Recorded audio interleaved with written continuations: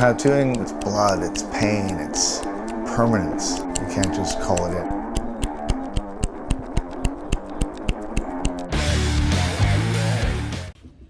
Hey guys, welcome to the podcast today. Your host, Horisumi. This is the East-West podcast, available on YouTube and on Instagram. Just gotta say that shit, apparently. So today, I thought we'd talk about something that relates to both artists and tattooers and to clients, right? And I'm gonna call it self-awareness, right? Whatever it is, self-awareness. It's important when you're, I think, an artist or a tattooer and you're creating things that have to go on someone's skin, right? This isn't just your art that you're in your sketchbook or painting that goes on the wall. But when you're putting something on skin, there needs to be a heightened level of self-awareness in your work. You need to know what you're capable of. You need to know what your finished product is, where it stands, what it is, and how it can be better. To be self-critical, right? And this is something that I find is probably the biggest disparity in tattooing between the high achievers and the mid achievers, right? Looking at your work and being able to see the flaws, right? And what you can do better, and knowing what your weak spots are and knowing what your strengths are is the key to becoming better, right? And to giving the clients what they want.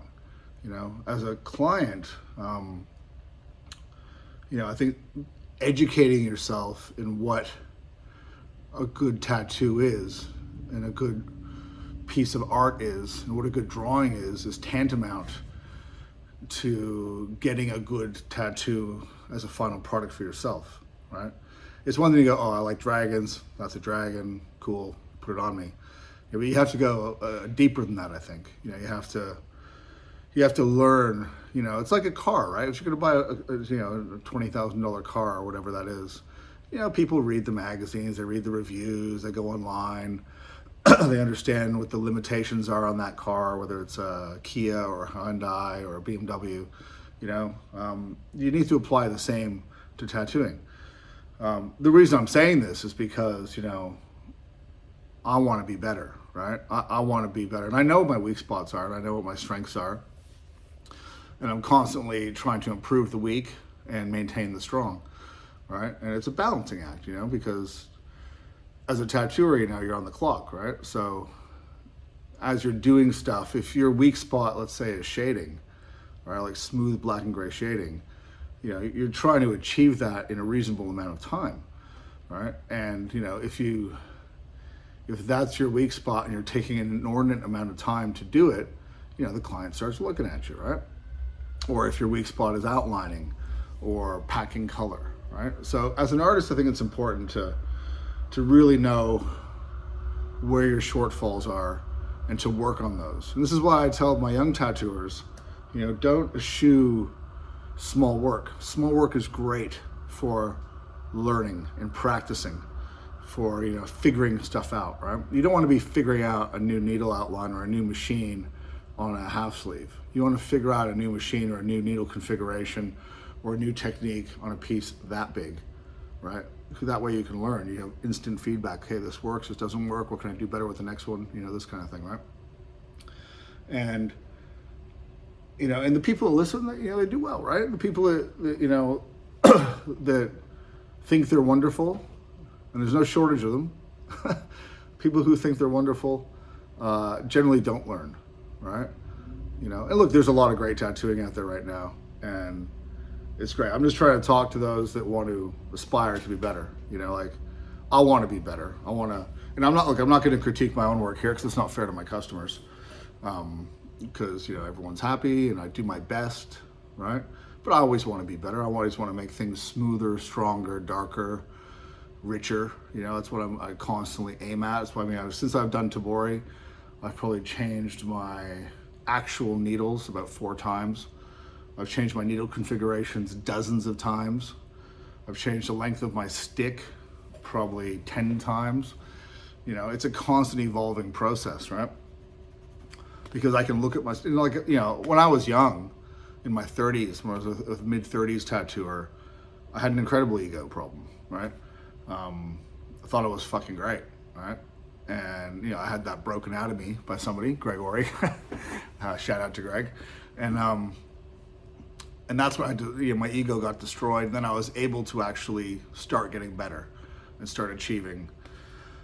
And not being in the mindset of my work is me, right? Like a lot of guys and how I used to be was you would draw and then every drawing was a fucking art piece, right? Every drawing was my art, and it's a stupid fucking way to think, right? Because every drawing is practice. It's all fucking practice, right? Everything is practice. Except for when you come to the tattoo. The tattoo shouldn't be practice, but it is practicing our craft. So it's this dichotomy, right? You're still practicing your craft, but you need to put your all into what you do when it comes to tattooing. So when you're sketching and you're drawing and you're painting, you can practice, you can try new things, you get a little bit crazy. But when it comes to tattooing, you shouldn't be experimenting, you shouldn't be practicing. And as a client, as a client that wants good tattoos, it's up to you to discern the wheat from the chaff. You have to look at an artist's work. You need to listen to what the artist says, read the captions on his social media. If you can, read reviews. But see, reviews are, fuck man, there's so many power trippers out there that leave shit reviews just because they can. So like, I don't think reviews are a great way. I think listening to other customers that have been tattooed by your client are probably the best way, directly. Listening to what other customers say about their experience on the social media post of the tattoo. So, if someone gets a sleeve, then the customer's in the comments, read what the customer says. They have a good time. Did they comment at all? It's a puzzle, man. There's so many fucking tattooers out there now putting out decent looking work that it's a minefield to pick and choose what's good and what's bad and what's going to give you a good experience, right? I think having a decent tattoo from a good guy is much more preferable than a awesome tattoo from a fucking shithead, right? I've heard stories of people getting nice tattoos off people they had a bad experience with, and then they end up, lasering it off or covering it or something like that. So the service is part of it as well. It's how you treat your customers. But at the end of the day, the art and the way you put the art on the skin is what matters, right? Back to my original topic, which was the self-awareness, is you need to have the self-awareness of the whole process. Are you on time? Are you good to customers? Do you reply to emails? Do you provide good aftercare? All these things. It's a huge gamut of information and a huge gamut of things you have to do as a tattooer, right? It's not, I get people that want to be apprentices and they're like, oh, here's my art, but they're depressive misanthropes, right? They're not gonna be a good tattooer in the service industry. You have to like people. You have to want to serve people. You have to be patient, but you also have to be, stick to your guns and do what you think is right. Because a lot of customers have bad ideas, right? And they're pushy with their bad ideas. And people that say yes to everything end up, not doing their best work. So it's a huge topic, right? And I guess what brought this into my head in the last couple of weeks was looking at people's work and they're showing it off and they think it's fucking wonderful, and that tells me ego, right? And you have to be able to look at your work and critique it in your mind, and as soon as you finish it and go, oh, I could have done this better, I could have done that better, I should have done this, I should have done that, right? And have that sense of humbleness so that the next tattoo you do, like oftentimes, if I freehand a sleeve or a back on, and this is why I've gone to doing more stencil freehand hybrid now, because I'll freehand something on and be like, oh, fuck it, maybe I could have spent more time on that. Maybe I could have done that a little bit different. Because in the heat of the moment, right, of freehanding something on, like I've said in multiple podcasts, is you have that time pressure and that performance pressure, and so oftentimes after I've freehanded something on, I'll go home and I'll redraw the same thing over again, the way I'd like to do it. The way I thought it would be better, right? Just as a means of practice and getting that into my head and what I've learned.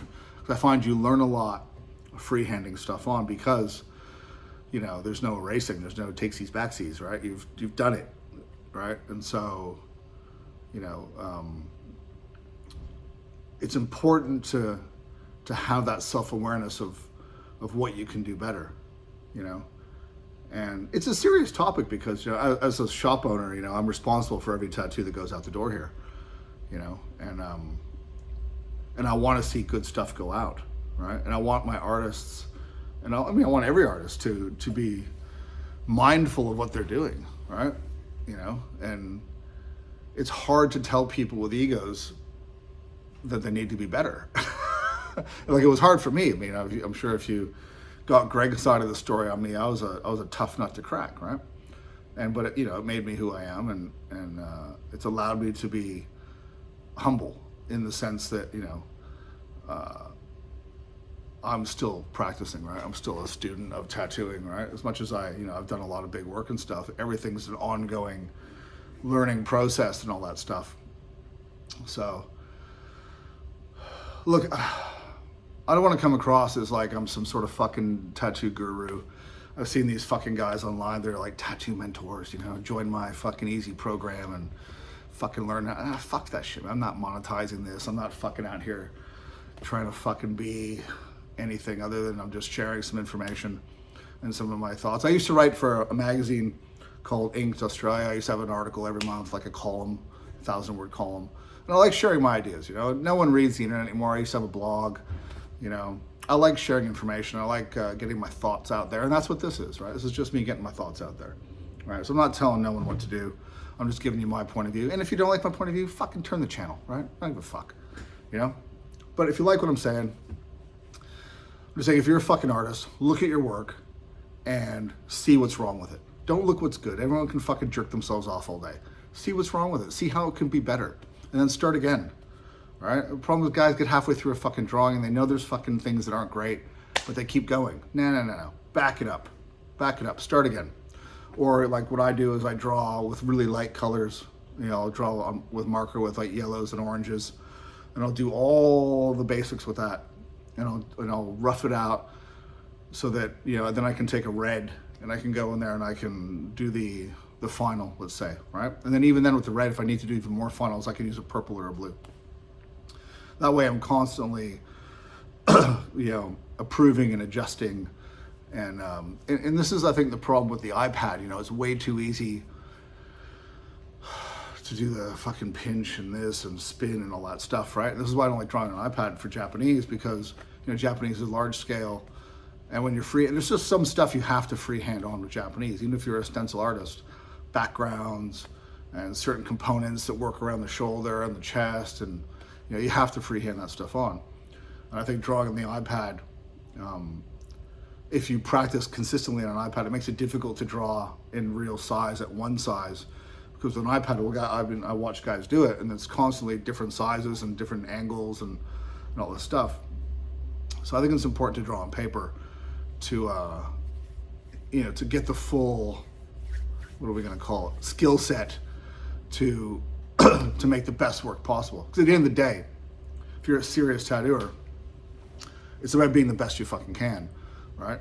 For the client, for yourself, for your legacy, and to achieve that, right? So that's my deep thoughts for today.